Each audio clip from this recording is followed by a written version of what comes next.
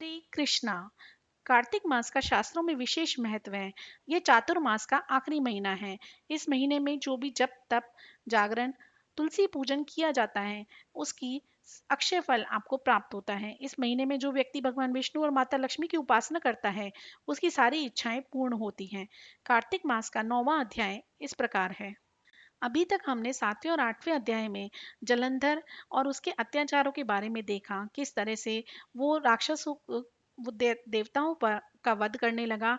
और अब जब उसने अपनी बुरी दृष्टि माँ पार्वती पर डाली तो कैसे महादेव और विष्णु ने उनका अंत किया, इसकी कथा हम आज जानेंगे। वृंदा ने स्वप्न में देखा कि उसका पति सारे शरीर में तेल लगाकर नंगा शरीर भैंस पर सवार होकर दक्षिण दिशा की ओर प्रेतों के साथ जा रहा है। यह स्वप्न देखकर उसे बड़ी चिंता होने लगी और अटारी तथा गौशाला कहीं भी उसे विश्राम नहीं मिल रहा। तब वे एक वन से दूसरे वन में जाने लगी। वहां वृंदा ने सिंह जैसे मुख वाले दो राक्षस देखे। उन्हें देखते ही वह डर के मारे भागी। आगे जाकर उसने शिष्य सहित एक तपस्वी मुनि को देखा और उनसे अपनी रक्षा के लिए किया कहा। उसकी प्रार्थना पर मुनि ने अपनी एक हुंकार से उन राक्षसों को भगा दिया। तत्पश्चात वृंदा ने मुनि से विनय पूर्वक कहा कि महाराज, मेरे पति जलंधर तथा महादेव जी में घोर युद्ध हो रहा है। उसमें किसकी विजय होगी, कृपा करके बताइए, क्योंकि आप सर्वज्ञ हैं। यह सुनकर मुनि ने ऊपर को देखा। उसी समय दो बंदरों ने आकर मुनि को प्रणाम किया और मुनि के संकेत पर वे दोनों बंदर वहां से चले गए। फिर थोड़ी देर बाद वे दोनों आकाश की ओर से आए और उन्होंने वहां जलंधर दैत्य का सिर और धड़ लाकर फेंक दिया। वृंदा अपने पति के मृत शरीर को देखकर बहुत दुखी हुई और रोने लगी। तत्पश्चात मूर्छित होकर पृथ्वी पर गिर पड़ी। मुनि ने अपने कमंडल से उस पर जल छिड़का तो उसे कुछ चैतन्य आई। तब वह पुनः विलाप करते हुए मुनि से बोली, महाराज, जिसने देव गंधर्व और विष्णु सहित तीनों लोकों को जीत लिया वह शिव के हाथ से कैसे मारा गया। हे मुने, आप सामर्थ्यवान हैं, किसी प्रकार मेरे पति को फिर से जीवित कर दीजिए।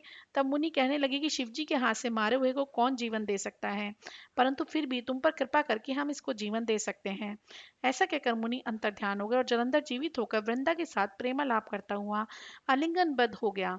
वृंदा भी अपने पति के वेश में विष्णु के साथ उस वन में रमण करती रही।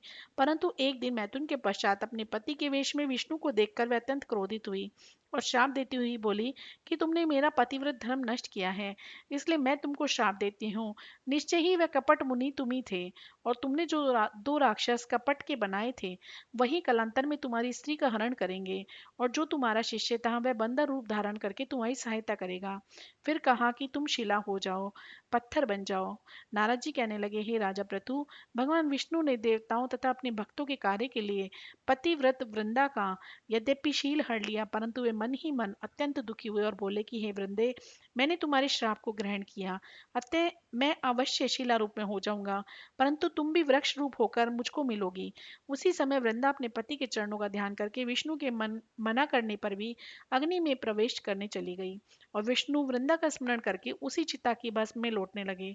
नारद जी कहते हैं, हे राजा पृथु, उधर युद्ध में जलंधर दैत्य ने शिव जी को अति बलवान समझकर राक्षसी माया से पार्वती बनाई और उन्हें मारने लगा।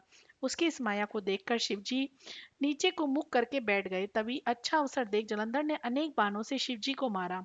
इस प्रकार शिव को संकट में ग्रसित देखकर विष्णु भगवान वहां पर आए और शिव जी को राक्षसी माया का ज्ञान कराया। तब शिव जी बड़े भयंकर वेग से राक्षसों को मारने लगे। शिव जी की इस तीक्ष्ण बाण वर्षा के आगे शुंभ और निशुंभ भी नहीं ठहर सके और वह युद्ध क्षेत्र से भाग खड़े हुए। तब शिव जी ने उनको श्राप दिया, क्योंकि तुम युद्ध क्षेत्र से भागे हो इसलिए पार्वती के हाथ से मारे जाओगे। उधर जिस समय वृंदा का पतिव्रत धर्म नष्ट हुआ तभी जलंधर का बल समाप्त हो गया। ठीक उसी समय विष्णु ने अपना सुदर्शन चक्र अपने तेज से ही शिव जी को दिया।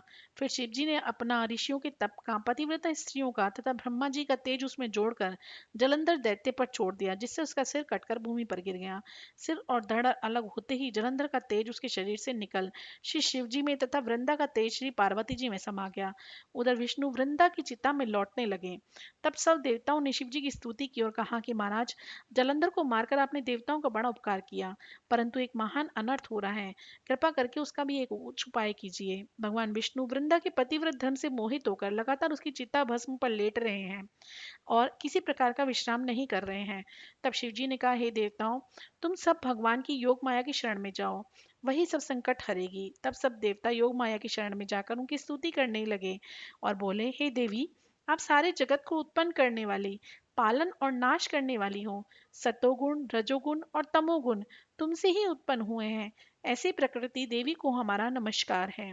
तुम्हारी माया को ब्रह्मादि देवता भी नहीं जानते। उस देवी को हमारा नमस्कार है, जिसके भक्तगण अनादर तथा मोह को प्राप्त नहीं होते।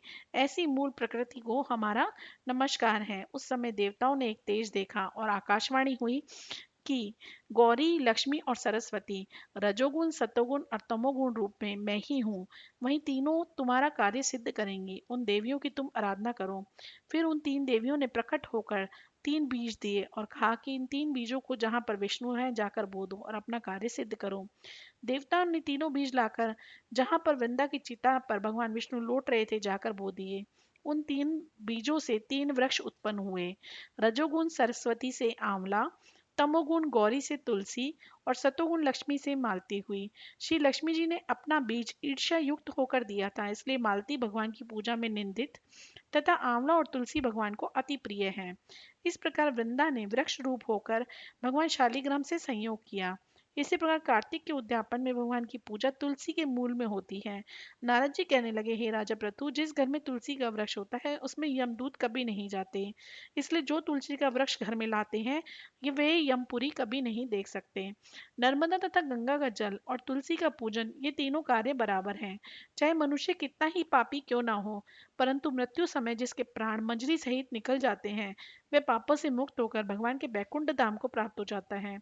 जो मनुष्य तुलसी तथा आंवले की छाया में अपने पितरों का श्राद्ध करता है, उसके पितृ मोक्ष को प्राप्त हो जाते हैं। जो मनुष्य आंवले का फल तथा मंजरी युक्त तुलसी दल मुख में रखता है, वे साक्षात विष्णु के समान है। जो मनुष्य कार्तिक मास में आंवले का आंवले की छाया में भोजन करता है तथा रुद्राक्ष की माला धारण करता है, उसके धर्म, अर्थ, काम और मोक्ष सब कार्य सिद्ध हो जाते हैं। नारद जी कहते हैं कि हे राजा प्रतु, तुलसी और आंवले का महात्म्य ब्रह्मा जी भी कहने में असमर्थ हैं। जो कोई इस कथा को पढ़ता अथवा सुनता है, वह भी मोक्ष को प्राप्त होता है। इस प्रकार कार्तिक महात्म्य का 9वां अध्याय समाप्त हुआ। ओम नमो भगवते वासुदेवाय। ओम नमो भगवते वासुदेवाय। ओम नमो भगवते वासुदेवाय। हरे कृष्णा कृष्णा कृष्णा हरे हरे, हरे राम राम राम, हरे हरे। जय श्री कृष्ण।